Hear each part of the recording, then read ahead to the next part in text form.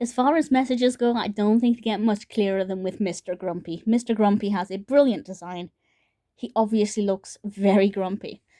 And we find out that he's grumpy with everything. He destroys his books.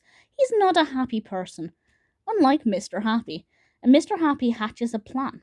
Every time Mr. Grumpy is grumpy, Mr. Tickle comes along with his big long arms. We can see them just poking out there and tickles Mr. Grumpy.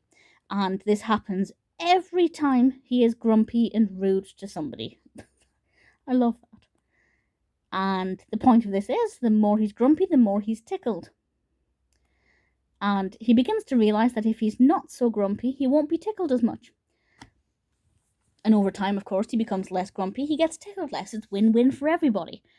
And I think it's a really important message. I think there are times and places when it's okay to be grumpy. I think grumpy is not a completely avoidable emotion.